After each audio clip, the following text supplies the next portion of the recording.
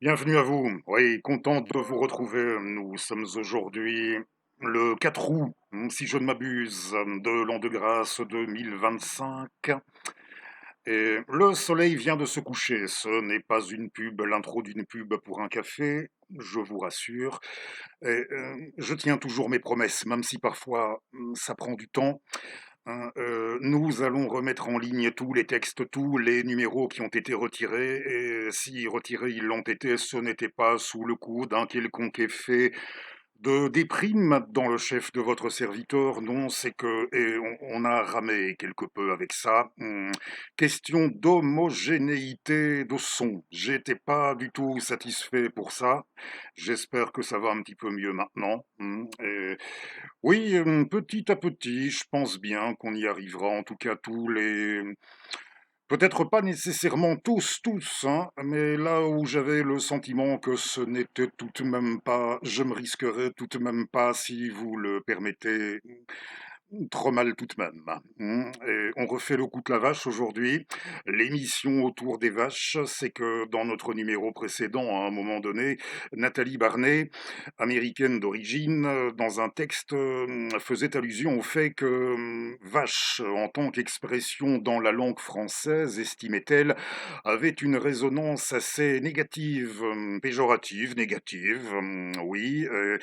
C'est vrai que dans la sienne, si on songe au cow-boy, ça renverrait à quoi alors? À, quelque inspiration d'ordre plutôt, oh je ne sais pas, quelque juvénélité hégémonique, juvénélité conquérante, je ne sais trop. Bon, on refait le numéro de la vache, mais avant, si, vous permettez, en guise de préambule, de prélude et de prélude carrément musical, oui, c'est que dans un des bouquins que nous allons utiliser et qu'on peut voir comme un très bon manuel en la matière pardonnez-moi, pas de psychologie, de mythologie nordique, la première histoire que vous allez entendre, on procède de la même manière que la fois dernière. On va voir la vache d'abord avec sur le plan de son statut. On peut dire ça, la vache panthéonisée, associée aux origines, à la création, hein, entendez, à la création du monde. Nous la verrons ensuite. Donc on peut estimer que son parcours d'ensemble dans le numéro, comme la fois dernière, il ne sera pas interdit de l'estimer régressif, hein, sur le long terme, régressif. Nous la verrons ensuite ramener à quelques motifs de fable, ou ce qui est sans doute préférable, encore préférable, motif d'investigation sur le plan des renseignements, oui, des services secrets et le texte final, qui, oui, nous remettrons ce texte de Pierre Loti à la fin. Viande de boucherie, je pense que ça se passe là comme issu de tout commentaire. Voilà, résumé en gros. Notre itinéraire, si ça vous dit de nous suivre en compagnie de nos bovidés, mais notre préambule musical, c'est que dans le livre, son titre, je vais vous montrer la couverture, son titre c'était, vous le possédez peut-être, si vous êtes amateur de ce genre de choses, c'est le livre des années 70 du siècle dernier, le livre Les dieux maudits. Et son auteur, à un moment, nous parle, non pas de vaches, mais il nous parle là des nix. Les nix qui, si vous l'ignoriez jusqu'à présent, ce sont comme des génies des forêts et des sources. Et à leur sujet, il nous disait que tous les instruments de musique, tous les instruments pouvaient séduire le nix, de la harpe d'or à la flûte de roseau.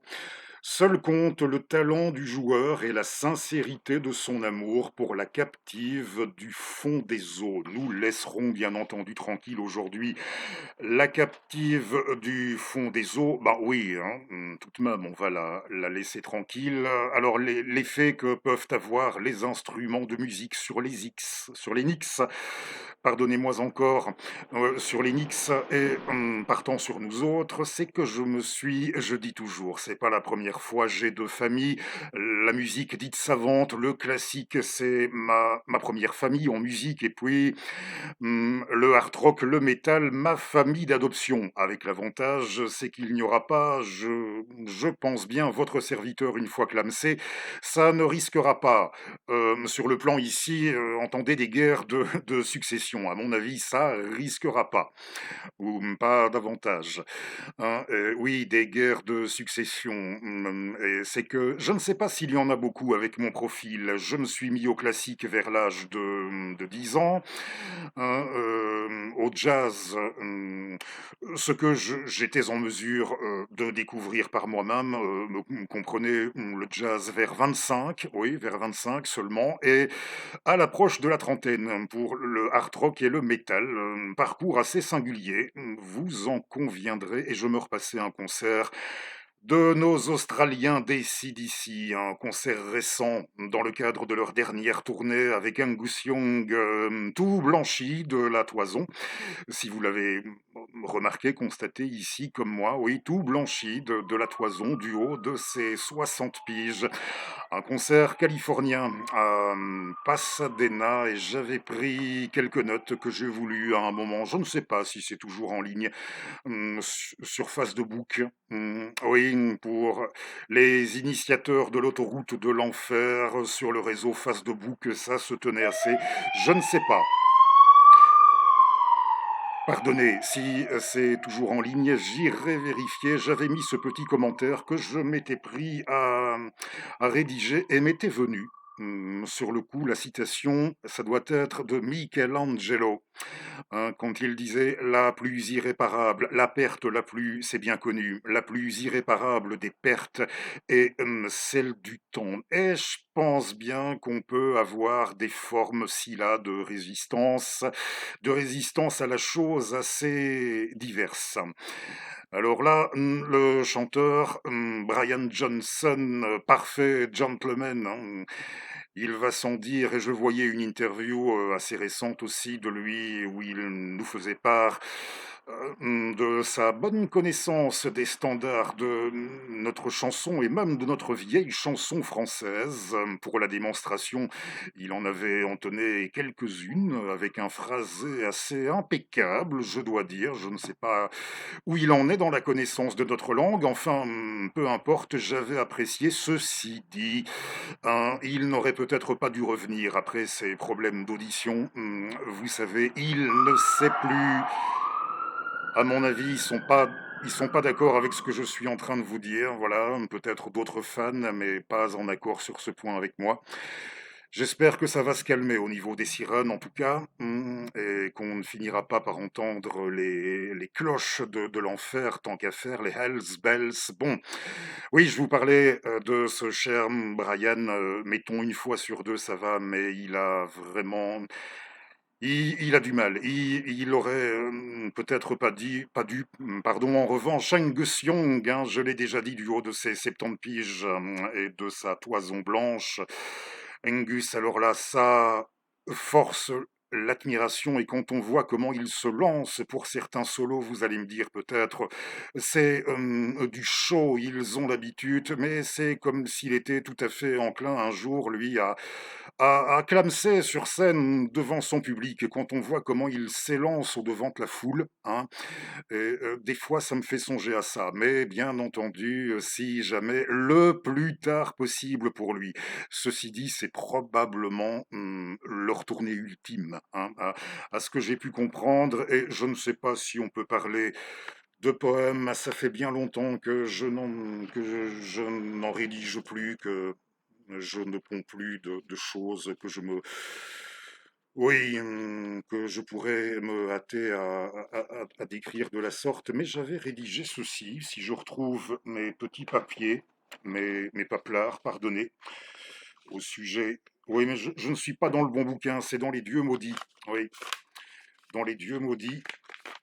Excusez, encore une fois, toutes mes excuses, je vous prie, hein, de m'excuser. J'avais écrit ça, oui, en revanche, du haut de ces 61 piges, La caméra, c'est que la caméra à plusieurs reprises, bien sûr, ça aussi, ça fait partie, des lois du genre, pour les concerts, bien filmés en haute définition, la caméra à plusieurs reprises, le montrant dans son rapport à son instrument sous un angle, j'avais mis entre guillemets «humanisé», presque inconnu, de nous, hein, encore une fois, c'était mon impression à moi et un angle qui en faisait un peu comme un héros des neiges. On ne s'éloigne pas trop, somme toute, un héros des neiges mythologiques, car oui, hein, en dépit des apparences de saison, il neige sur nos vies.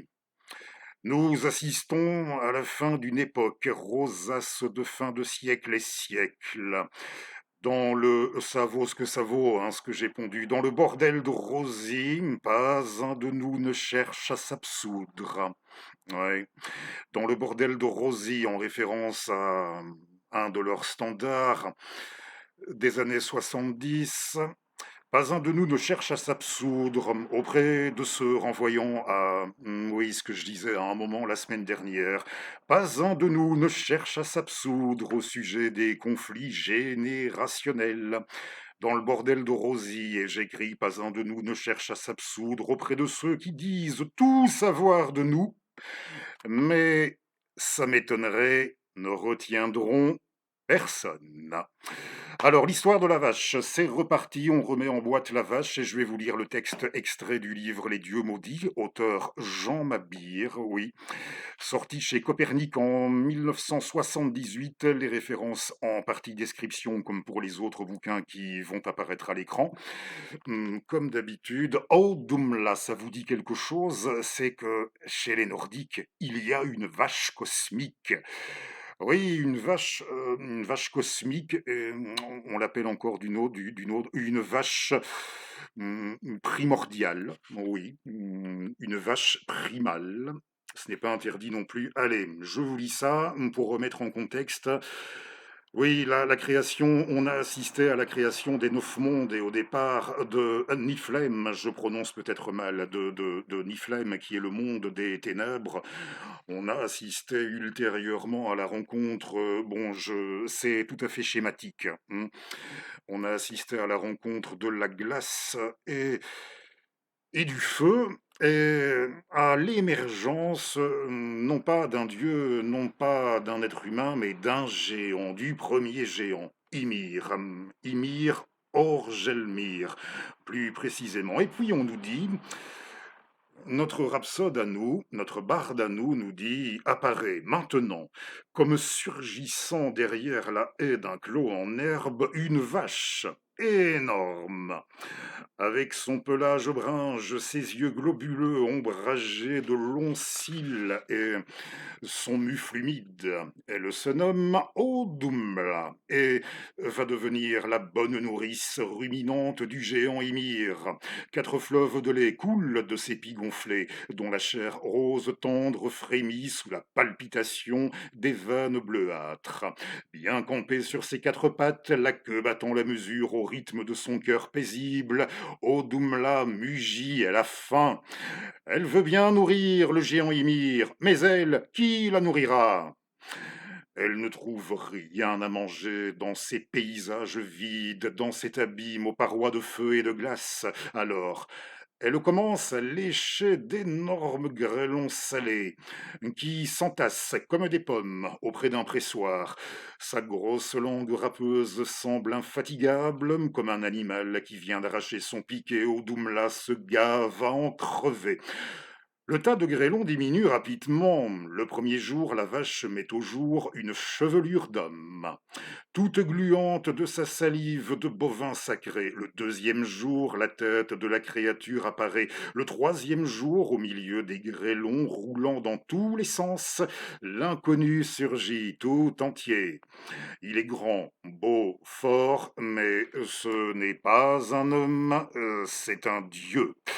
Alors, dans Les Dieux maudits, le texte est tiré des Dieux maudits de Jean Mabir. Il y aura 20 ans l'année prochaine. Bon, si vous n'avez pas envie de le lire, vous ne le lisez pas. Jean Mabir, j'ai le souvenir de très bonnes heures de lecture passées en sa compagnie, et n'en déplaise peut-être encore à certains. En 2026, si notre émission est toujours là, j'aimerais bien lui consacrer un numéro, histoire précisément de vous faire découvrir quelques-uns de ses meilleurs aspects et peut-être aussi de ses aspects les plus méconnus. Mais vous avez envie de le boycotter, vous le boycottez, ne vous retenez pas. Personnellement, j'en ai vraiment ras le front, pour ne pas dire autre chose, des boycotts et des anathèmes en tout genre. Alors, je vous montre le bouquin. Il était sorti chez Copernic. C'était en...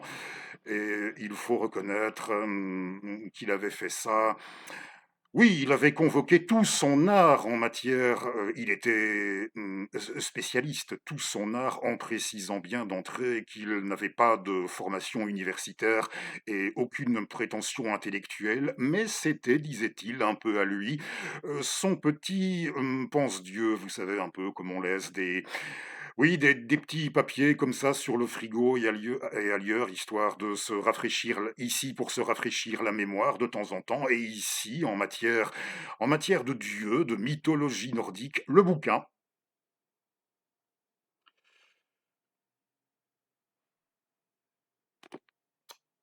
Les dieux maudits, convoqués en moteur de recherche pour mieux apprécier l'illustration, le design de la couverture. Oui, j'aime bien dire ça.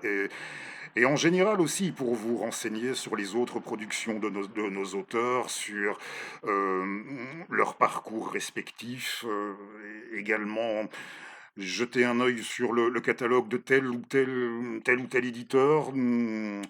Hein, quand je précise qu'il s'agit d'éditeurs qui n'ont pas forcément le vent en poupe, comme on dit sur cette plateforme. Les dieux maudits de Jean Mabir, c'était l'histoire d'Odumla, la vache cosmique. Et nous avons parlé déjà de musique, on parlait de hard rock il y a quelques instants, avec nos amis des antipodes. Pour nous, les Belges, on dit c'est la Nouvelle-Zélande, mais si on s'avance dans l'Hexagone, au bout d'un moment, il faudra plutôt parler pour les antipodes de l'Australie. Et, on va retourner non pas en Australie, mais dans le registre, oui, à la fois du métal. On va convoquer ici le métal et la musique pop. Mais avant, je vais vous parler tout de même de la vache en bande dessinée, comme ça ce sera fait. Hein. Johan de Moor, le fils d'un des plus fidèles coéquipiers d'Hergé, au studio Hergé, notamment à partir d'une époque, et à qui on doit assez bien pour la réussite à partir d'une époque de pas mal d'albums de l'ex-reporter du Petit 20e. Bob de Moor, qui nous a quittés trop tôt en 92. Il avait un fiston, il a eu un fiston, Johan, né en 1952, qui a travaillé avec son paternel au studio Hergé, et qui a eu la chance de débuter comme ça, et puis il a fait du quick et fluke. Je ne sais pas si c'était ce qu'il y avait de plus intéressant à faire pour l'époque, mais ça lui a permis de se faire la main pour sûr. Et puis ses créations personnelles, une saga un peu oubliée, très jolie, Gaspard de la nuit, chez Casterman. Et en 92, l'année du décès de son papa, oui, je n'avais jamais constaté, et on va y revenir. Je dis ça non pas à titre gratuit, mais on y revient dans quelques instants. J'ai quelque chose à dire. L'année du décès de Bob Johan, j'ai de lui un très très bon souvenir, un des plus sympas des auteurs de bande dessinée que j'ai eu l'occasion d'interviewer. Il s'était tapé plus de 50 bornes en train pour m'accorder une interview dans mon patelin. Tous ne le faisaient pas, aller-retour, oui. Donc une centaine, il avait fait une centaine de kilomètres pour moi. Hein. Très très gentil, oui, un des meilleurs souvenirs de rencontre avec un créateur de 9e art de chez moi. Alors, Johan, qui était natif de la province d'Anvers, lui, hein, votre serviteur, il est du sud, profond, il est du Hainaut, et il était parfait bilingue, lui, ce que je n'ai jamais réussi à devenir, mais oui, je l'ai déjà raconté, c'était pas vraiment ma faute, mais j'y reviendrai. Alors, Johan de Moor, quand je l'ai interviewé, c'était au sujet de cette série lancée en 92, l'année de la mort de son père. La Vache. Oui, il y a eu une bande dessinée, La Vache, entre 92 et ça s'est arrêté en 2002. Plus d'une demi-douzaine d'albums chez Casterman et puis encore un peu, au moins 2 volumes. Et là, ça s'appelait autrement, ça devait s'appeler Les Entiers. Oui, ça s'appelait Les Entiers au début des 2000. Rien que 2 volumes aux éditions du Lombard. Et en cherchant un peu, vous verrez, vous pouvez vous procurer ça en 2 volumes d'intégrale. Oui, au moins, pour sûr, au moins ce qui était sorti initialement chez le premier éditeur, tout a été regroupé en intégrale. La Vache, alors James Bond double, pour que ce soit plus facile, et sans vous prendre, il va sans dire, pardonnez-moi peut-être pour des idiots, loin s'en faut, James Bond c'est 007 et La Vache. C'était pi égale 3 pi 314, etc. Oui, code pi 314. Et puis quoi encore, 25. Oui, j'aurais dû le noter, hein, j'irai vérifier si je me suis trompé, je le dis. Pi 314, c'est une vache en temps normal, elle broute dans... Oui, elle vit paisiblement. Dans son pré, et à chaque fois que c'est compromis quelque part dans le monde pour l'avenir de la jante animale, on fait appel à elle, et vous n'avez pas idée, hein, des circonstances dans lesquelles elle doit revêtir son imperméable et son chapeau, son Stetson. Elle porte un imperméable et un Stetson. Elle est très, très distinguée lorsqu'elle mène ses investigations à travers le monde. Notre vache Pi 314 dans des albums. Allez, je peux donner quelques titres qui seront sans doute assez parlants, hein. Parmi les premiers qui étaient sortis, on était au début des années 90, il y avait À mort l'homme, vive l'ozone, et le fameux album aussi. J'aime beaucoup ce titre-là, encore plus. Même les oiseaux puent. Oui, il y a eu à un moment même les oiseaux puent. Et oui, même les oiseaux puent, et en tout cas, si vous n'avez jamais lu les exploits de Pi 314, vous ne pouvez pas vous faire à l'idée des enjeux, de ce dont elle met notre petit monde à l'abri des fois, de ce dont elle nous préserve. Oui, elle nous préserve du chaos spirituel, des fois, avec des références théologiques et philosophiques assez aussi régalantes qu'inattendues, du chef de Pi 314. Johan de Moor, du tout grand Johan de Moor, qui avait complètement changé de style par rapport à la ligne claire, bien sûr, de ses débuts auprès de son père. Son père, parenthèse, à qui l'on doit des classiques irremplaçables de la bande dessinée, de merveilleux classiques comme Cory le Moussaillon, hein, en aventure historique. J'adorais ça, Cory le Moussaillon. Et lui, il avait franchement changé de style au moment de se mettre à la vache, Johan, au point de... Il n'avait aucune idée de ce que son père, qui commençait à ne plus aller très bien à ce moment-là, il se demandait, mon Dieu, déjà qu'il est plus très en forme, comment il va réagir quand il va voir mes nouveaux dessins ici avec une inspiration quelque peu... Oui, ça partait plus dans le style des MAD et consorts, des comics américains. Mon Dieu, comment mon... Oui, comment il va réagir, mon papa, et il lui a montré, on était dans ces derniers jours, il lui a montré les planches, les premières planches terminées de La Vache.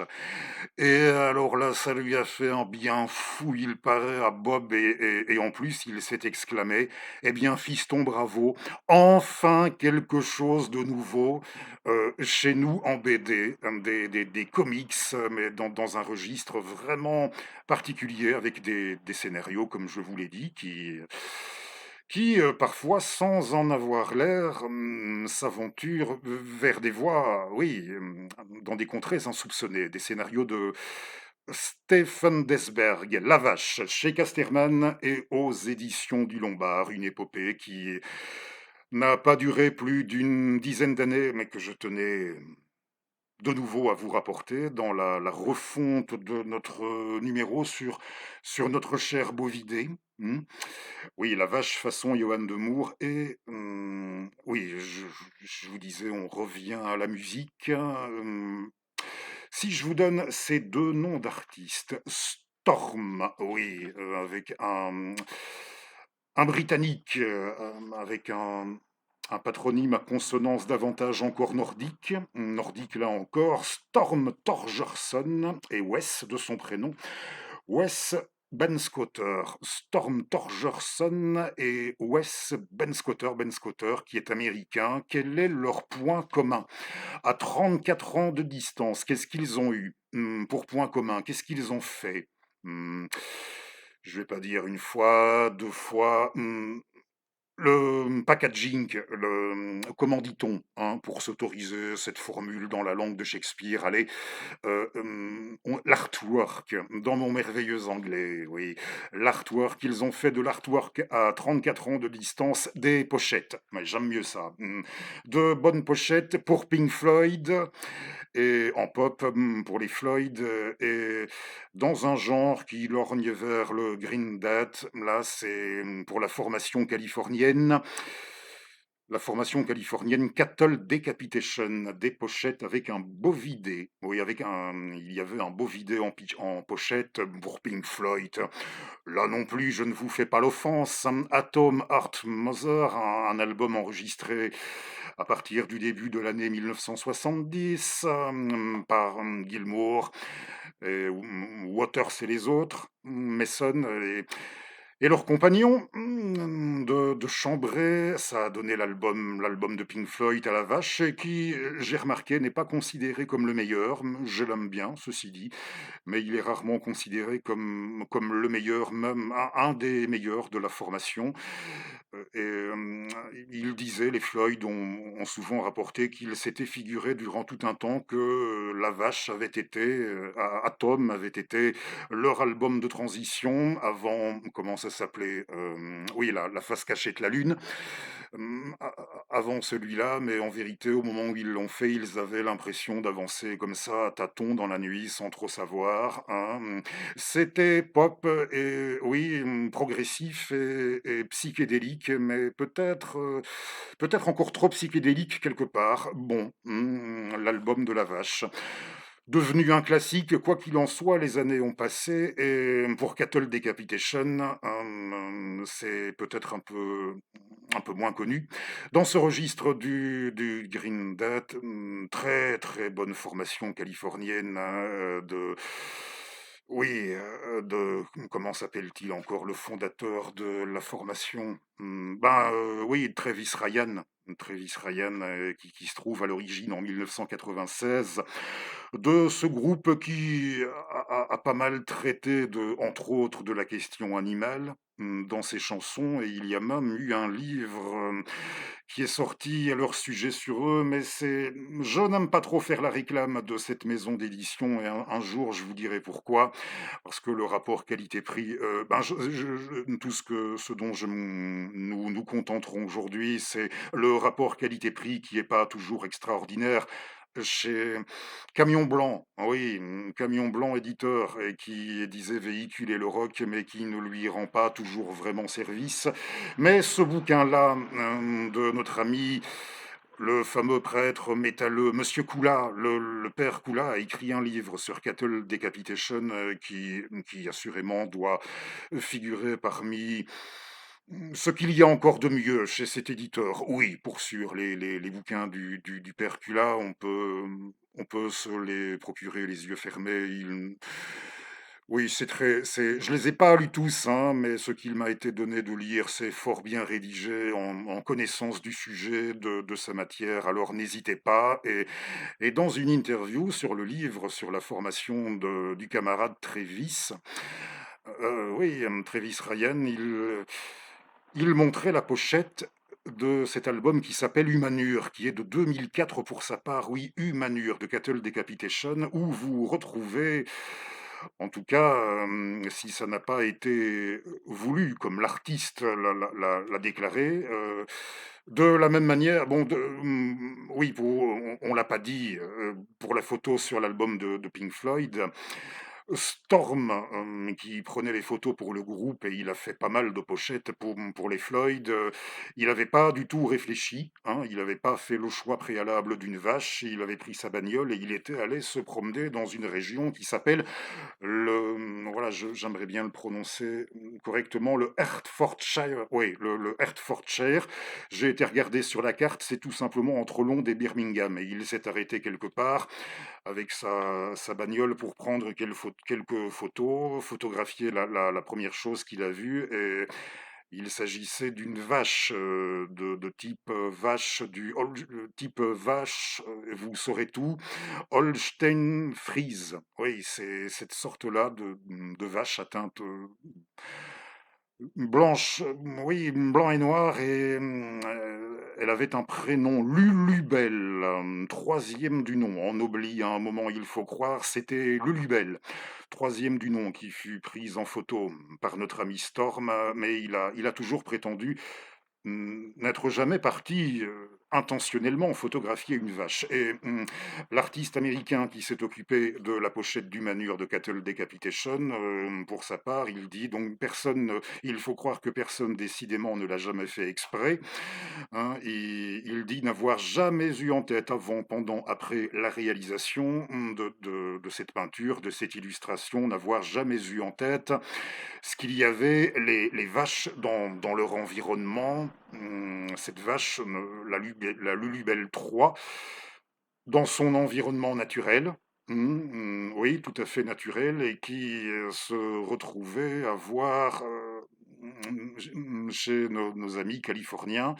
Si vous irez voir, hein, sur la pochette de l'album Humanure, on voit la vache dans une position, quoi qu'ait pu dire l'artiste, tout à fait similaire à celle de la vache des Floyd, si ce n'est elle a déféqué, il y a de la chair, du sang, et oui, quelque chose qui laisse indiquer qu'elle a déféqué un être humain.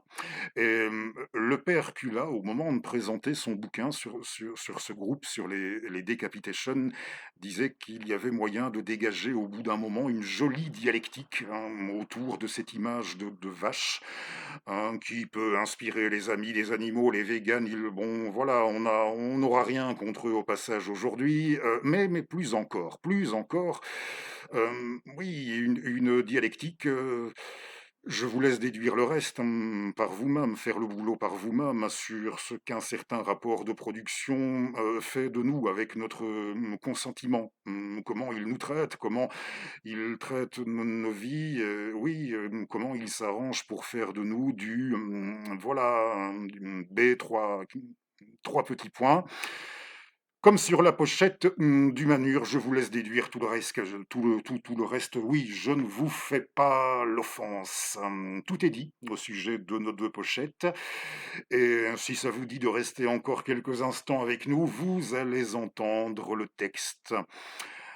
Ben là, je disais, le titre, déjà disait tout, et c'est un texte de Pierre Loti. Les Oui, les pochettes, les CD, je ne les montre pas.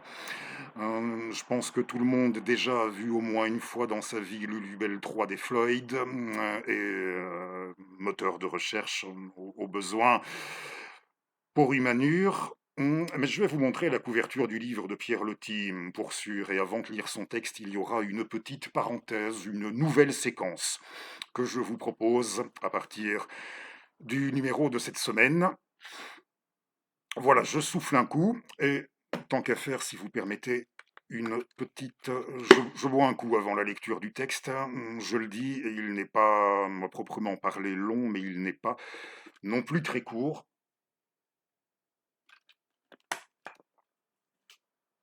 Voici, vous connaissez vous connaissez le principe de notre funeste frette, on enregistre d'une seule prise, c'est aussi pour des raisons de son, de technique, une fois qu'on aura fait l'acquisition de notre nouveau PC. De notre nouveau portable, ce sera peut-être différent. Enfin, je verrai. Personnellement, j'aime bien. Je ne sais pas vous, hein, dites-le. Il faut pas hésiter à commenter, du moment que ça reste courtois, hein. C'est pas interdit de commenter, tout comme c'est pas interdit de liker, de s'abonner, d'activer la cloche pour ne rien manquer. Et le Pierre Loti, je ne sais pas s'il va super bien passer.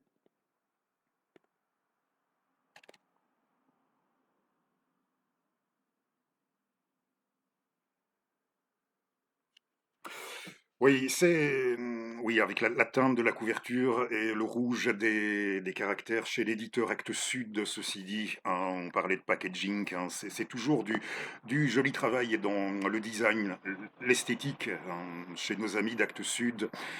Il y a 2 ou 3 ans, on a regroupé toute une série de textes sur la jante animale de Pierre et on a donné à ça le titre. Le titre suivant, Le marabout, la perruche et le singe, un tour du monde. Pardonnez, oui, c'est ça. Un tour du monde animalier. Je peux donner quelques titres de récits si ça peut mettre l'eau à la bouche. Pardon peut-être pour l'expression l'eau à la bouche avant ce qui va nous être narré. Mais vous savez, j'ai toujours dit, c'est vrai que je ne mange plus trop de viande, pour tout vous avouer, depuis quelques années, mais pas pour des raisons d'éthique, hein. Je ne me ferai pas plus bouffon que ne suis, si n'est qu'à titre tout à fait personnel, oui, et vous en pensez ce que vous voulez. J'éprouve de moins en moins de plaisir au fur et à mesure que je prends de l'âge à manger de la chair animale. C'est comme ça, mais je n'ai pas davantage hypocrite que ne suis non plus. Alors, quelques titres. Hein, sous la plume du grand Pierre Loti, il y a le texte proprement dit, Le marabout, la perruche et le singe, Crocodile de Guinée, Fantasia marocaine. On voyage beaucoup, inévitablement, avec Pierre. Un vieux cheval, Chiens et chats, Massacre de chiens, Le petit chat de Stamboul, d'Istanbul, comprenez. Papillon de mythe, et aussi le papillon citron aurore, autant de titres qui ont déjà comme oui ces résonances toutes poétiques. Ma parenthèse. On peut appeler ça un abécédaire, hein. On fait des séquences à caractère récurrent dans notre funeste Fred. Je vous avais expliqué en plusieurs étapes ce qu'on pouvait voir comme nos motivations à continuer nos activités sur YouTube. Et peut-être bien un premier abécédaire à partir d'aujourd'hui, mais en procédant, oui, de façon assez anarchique. On ira. Aujourd'hui, on va ouvrir avec la lettre C. Hein, non pas des conseils, vous pouvez, si n'est que vous pouvez les voir comme ça, mais des impressions glanées en toute humilité par votre serviteur au fil du temps, là encore, d'un parcours de lecteur, au fil d'un parcours de lecteur. Et si ça vous dit d'aller pour ouvrir le feu à C, oui, C, vous allez comprendre le principe au besoin tout de suite, au besoin. C'est comme complexe ou complexité. C'est que je le disais à des amis amateurs de livres il y a quelques années, j'y repensais, raison pour laquelle je tenais à le rapporter. Il faut du temps, oui, pour sûr. Il faut du temps, mine de rien, pour réaliser que certains livres, n'allez pas croire, que certains livres ne sont tout de même pas aussi complexes et j'ai envie de dire dans la foulée, oui, aussi complexes et aussi savants, aussi intellectuels et aussi intelligents qu'ils s'en donnent l'air. Est-ce qu'il y en a des comme ça derrière moi? Sans citer, non, sans citer personne, derrière moi, oui, il y en a, et il y en a quelques-uns. Et ceci dit, je vais vous montrer ce petit livre. Voyez ce petit livre dont j'ai fait l'acquisition en occasion pour 2 euros il y a une dizaine d'années, hein, un petit livre de la collection, peut-être aurez-vous déjà reconnu, hein, pardonnez-moi.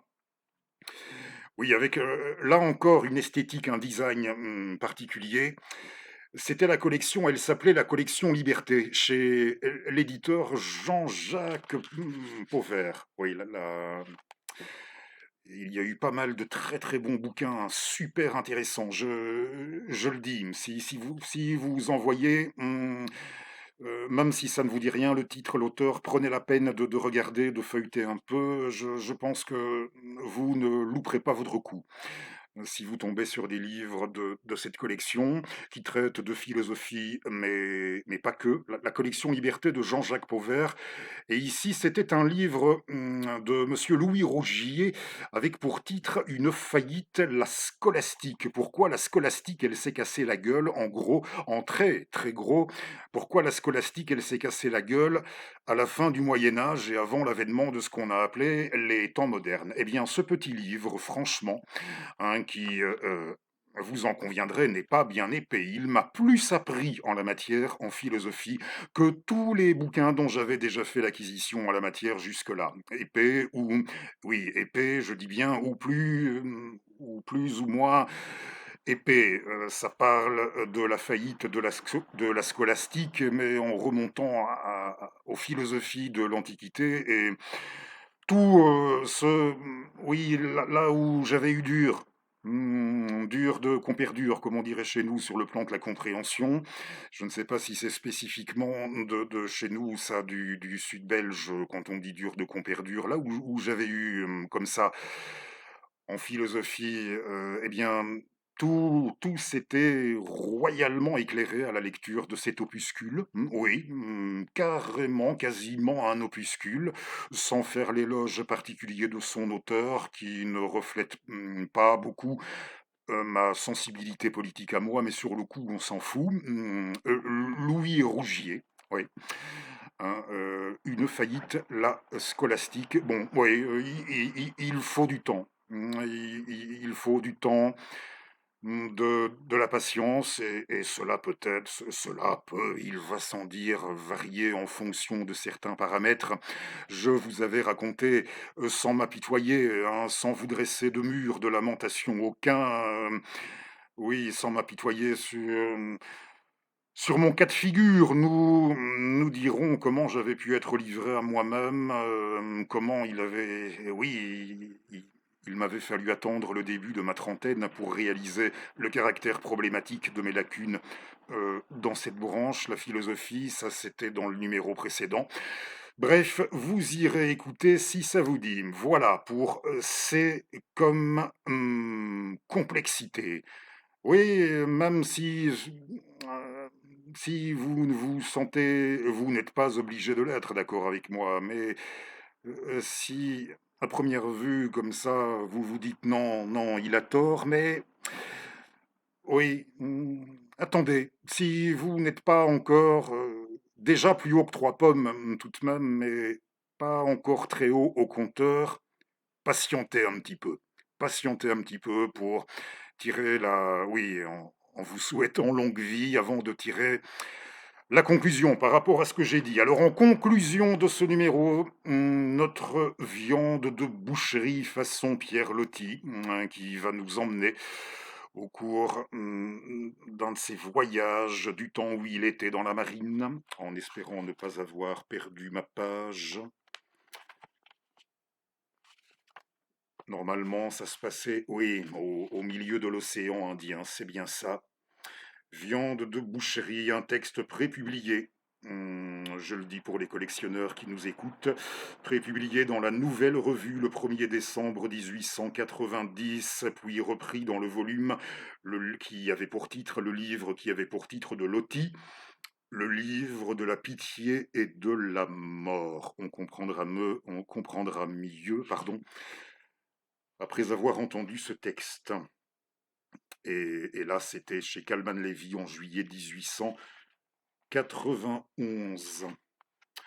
Alors, tiré de notre recueil Actes Sud, à présent, bien sûr, au milieu de l'océan Indien.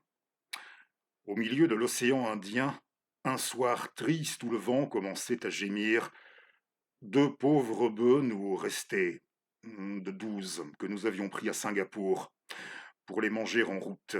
On les avait ménagés, ces derniers, parce que la traversée se prolongeait, contrariée par la mousson mauvaise. Deux pauvres bœufs, étiolé, amaigri, pitoyable, la peau déjà usée sur les saillies des os par les frottements du roulis. Depuis bien des jours, ils naviguaient ainsi, misérablement, tournant le dos à leur pâturage de là-bas, où personne ne les ramènerait plus jamais, attachés court par les cornes à côté l'un de l'autre et baissant la tête avec résignation chaque fois qu'une lame venait inonder leur corps d'une nouvelle douche si froide.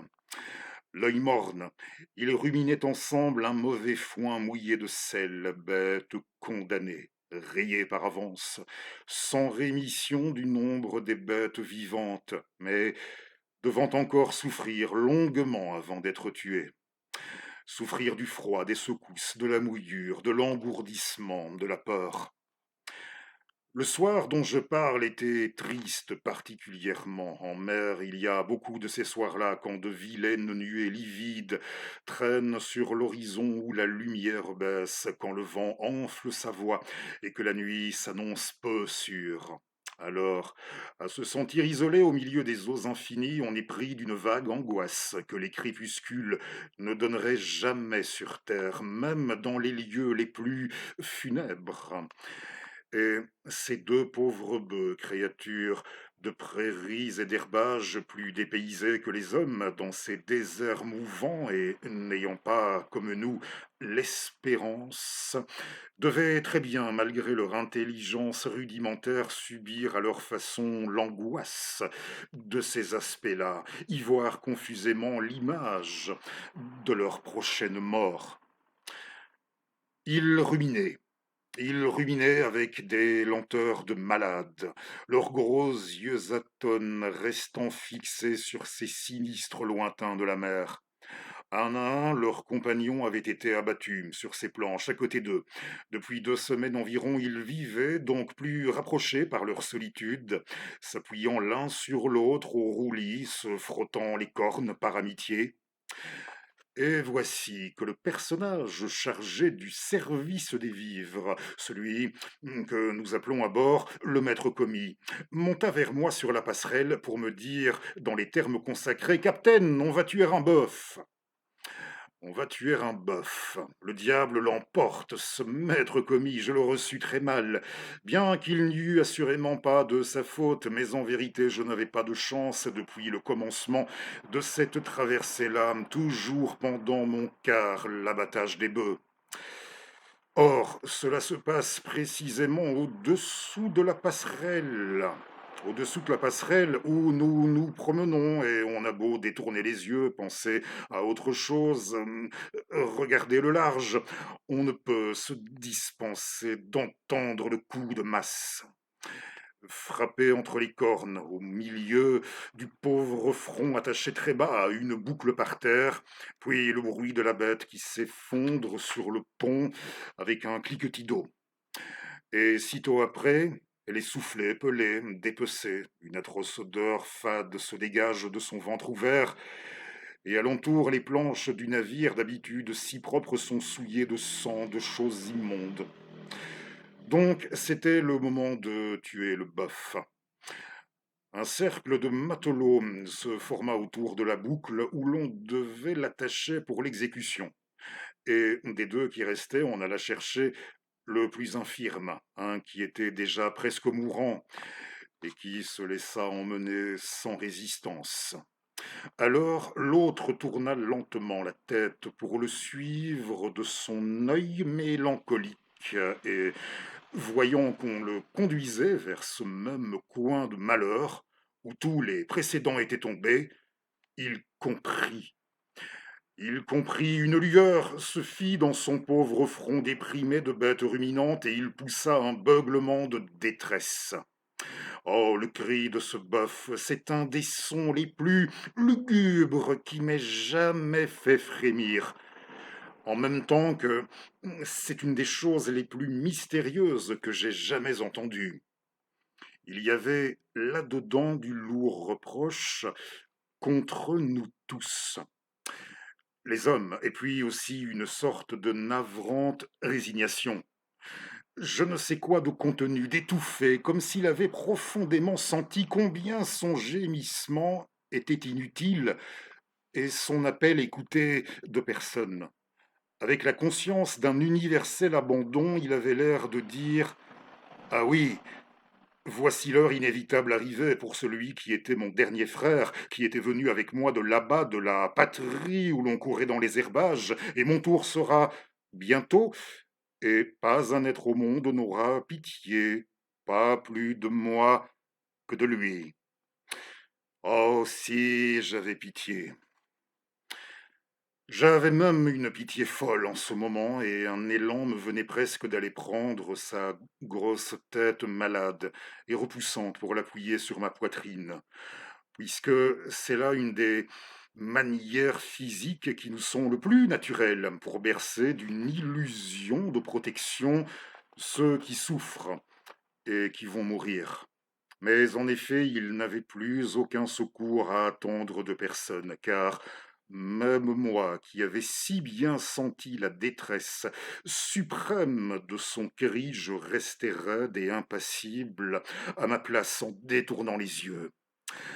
À cause du désespoir d'une bête, n'est-ce pas? On ne va pas changer la direction d'un navire et empêcher 300 hommes de manger leur ration de viande fraîche. On passerait pour un fou si seulement on y arrêtait une minute sa pensée.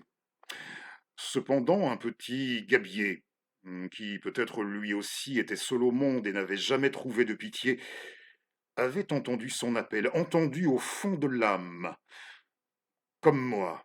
Il s'approcha de lui et tout doucement se mit à lui frotter le museau. Il aurait pu, s'il y avait songé, lui prédire: ils mourront aussi tous, va, ceux qui vont te manger demain, tous, même les plus forts et les plus jeunes, et peut-être qu'alors l'heure terrible sera encore plus cruelle pour eux que pour lui, avec des souffrances plus longues.